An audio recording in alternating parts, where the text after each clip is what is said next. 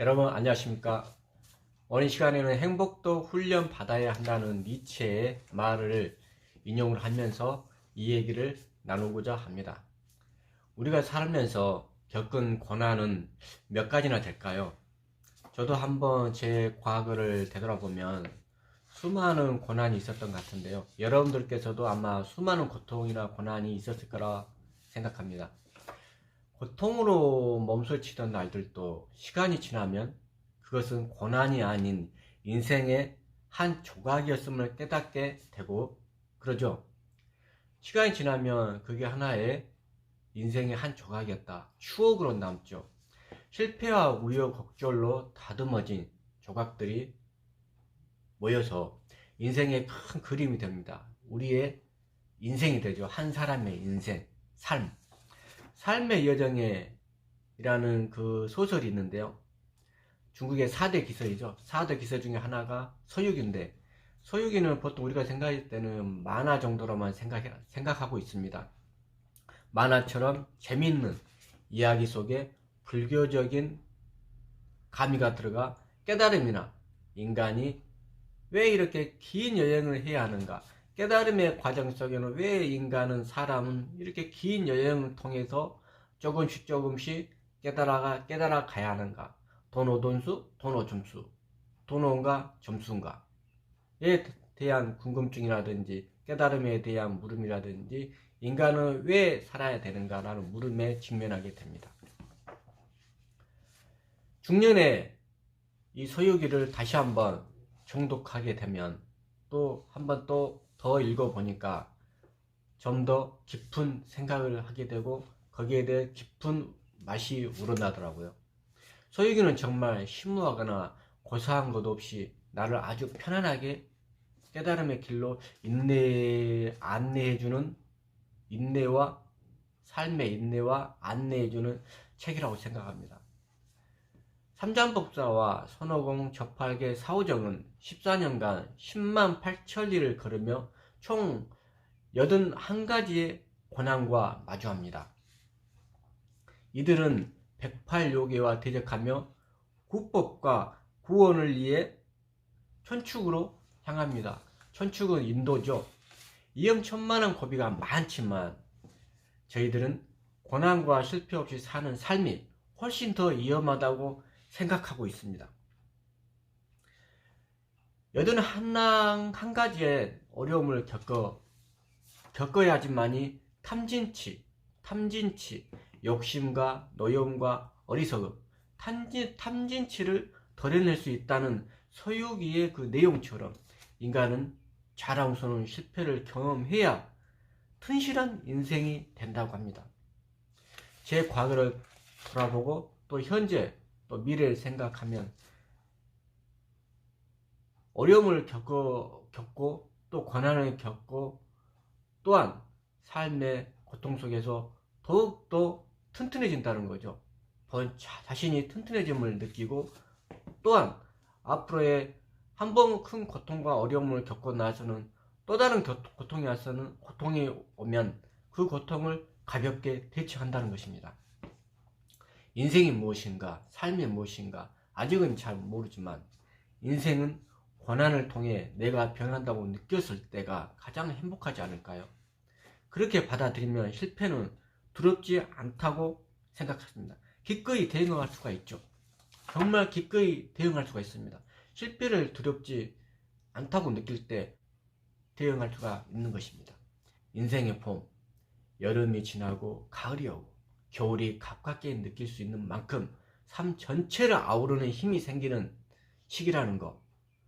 그렇기 때문에 어느 때보다 자신을 구원할 수 있는 공부를 해야 한다고 생각합니다.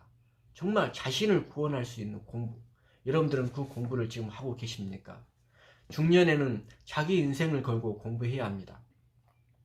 젊어서는 경제적인 자립이 중요하기 때문에 무엇을 배워도 기술적인 것이나 전문적인 것에 치중하죠. 중년이 되면 스펙이나 진도가 중요한 게 아니지 않습니까? 단기적인 목표도 아니고 중간 지점이 있기 때문에 삶 전체를 바라보는 통찰력, 그것을 걸고 공부해야 하죠. 삶 전체를 바라보는 통찰력을 가지고 우리는 공부를 해야 됩니다. 그런 공부 없이는 노년을 버티기는 어려울 것입니다. 노년뿐만이 아니라 전체적인 인생은 삶 속에서 우리는 항상 물을 수밖에 없습니다. 왜 살지? 무엇 때문에 살지? 내가 무엇을 하고 있지? 왜 내가 이렇게 살아야 되나? 공부가 없고 통찰력이 없기 때문에 항상 의문에 빠집니다. 이런 문제점들이 있기 때문에 항상 공부를 하면서 독서를 하고 남의 말을 귀담아 듣고 남의 경험을 잘 받아들여서 나의 삶으로 융화시켜서 좀 더 어제보다 더 나은 오늘, 내일을 만들어가는 것이죠. 그렇지 않으면 사람은 술이나 쾌락에 빠집니다. 그런 것을 뛰어넘으려면 진리와 접속하는 방법밖에 없습니다. 그 진리는 여러분들 속에, 여러분들 마음속에 모두가 다 들어있다고 합니다. 그렇다면 인생의 진리는 어떻게 찾을 수 있을까요? 우리는 끊임없이 자신에게 질문과 또 다른 자아와 마주하면서 대화를 해야 합니다. 100세 시대가 되고 대부분의 중장년이 30년 뒤를 생각하며 부담을 느끼는 거죠. 하지만 그럴수록 언제든 죽을 수 있는 나이가 됐다는 것을 우리는 인식해야 됩니다. 당장 내일 죽는다 해도 아쉬움이 없게 살아야 합니다. 그렇게 생각하면 하루를 굉장히 집중해서 살 수가 있습니다. 살아있는 한은 죽음을 이해할 수 있습니다. 죽으면 삶의 주소가 없기 때문에 걱정할 필요도 없고, 또 언젠가 그날이 온다 해도 현재의 마음으로 죽음을 맞이하는 것은 아니기 때문에 지금의 고민은 도움이 되지 않습니다. 내가 죽음을 생각하는 것은 오늘 뜻깊게 살기 위해서입니다. 이 글을 마무리하면서 제가 장석주 시인의 대추 하나이라는 시를 말씀드리고 끝내도록 하겠습니다. 저는 처음 이 시를 접했을 때 무엇인가에 한 대 얻어맞은 기분? 뭔가 굉장히 임팩트함을 느꼈습니다. 시인은 대추 하나 속에서 인생 전체를 관통하는, 일이 관조하는 그런 깨달음을 보았기 때문입니다. 대추 하나이라는 시를 보면 적에 저절로 붉어질 일은 없다. 저 안에 태풍 몇 개, 저 안에 천둥 몇 개, 저 안에 벼락 몇 개, 적에 저 혼자 둥그러질 리는 없다. 저 안에 무설이 내리는 몇 밤, 저 안에 땡볕 두어 달, 저 안에 초승달 몇 낮. 정말 저는 이 시를 읽으면서 굉장히 충격을 받았습니다. 또 1년 분리케 순수를 꿈꾸며라는 이 글이 있습니다. 모래 한 알에서 세계를 보고 들꽃 한 점에서 천국을 보니 내 손 안에 무한을 움켜쥐고 순간 속에 영혼을 놓지 말라. 또 의상에 법성계가 있는데요. 한 부분을 보면 먼지 한 톨에 우주가 담겨 있고 낱낱은 먼지가 다 그러하니 영혼이 곧 순간이요, 순간이 다름 아니 영혼이라네. 모든 게 일이 간주하고 있죠. 깨달은 사람들은 모든가 하나로 통합니다. 공자께서 논어에서 말했죠. 오도는 일이 간지라고. 그런 것 같습니다. 장석주 시인의 대추 하나에서 시를 보면 태풍, 천둥, 벼락, 무소리, 땡볕, 초승달, 그것들이 불고 울리고 치고 내리고 쏟아지고 빛나던 시간들이 그것은 자연이니 곧 세계이며 우주이어서 먼 나라의 시간과 먼 나라의 시인과 먼 옛날 스님이 모래 한 알과 먼지 한 톨에서 본 것과 다르지 않습니다. 그런데 이 땅의 시인은 어떻게 해서 그것을 보게 되었는지 슬쩍 일러줌으로써 그 세계, 그 우주를 한결 구체적으로 사뭇 달리 느끼게 해줍니다. 저게 저절로 붉어질 일 있을까? 저게 혼자 둥그러질 일 있을까?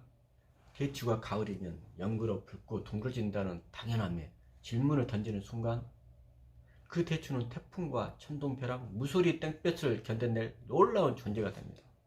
비와 바람과 햇빛, 달빛, 그리고 세월의 축복을 받은 귀한 존재가 됩니다.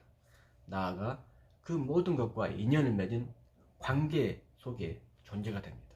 그 시련과 축복과 그것을 주고받고 견디고 품는 인연과 관계가 그 우주 내용이니 얼핏 대수롭지 않아 보이는 대추 하나 속에 온 우주가 있는 것처럼 윌리엄 블레이크의 말처럼 모래 하나 속에 세계가 있는 것처럼 온 우주가 있는 것처럼 영혼이 순간이고 순간이 영혼이고 대추 하나 속에 온 우주가 있다고 느끼는 것입니다. 또 그렇게 있습니다. 하물며 사람이야 더 말할 나이가 있겠습니까? 가족과 친구, 이웃과 동료, 그 숱한 인연 속에서 나날의 시련을 함께 이겨내고 축복을 함께 받으며 한 해를 더불어 살아내는 우리네 삶이야말로 한 우주, 온 우주를 품은 놀라움이 아닐까요?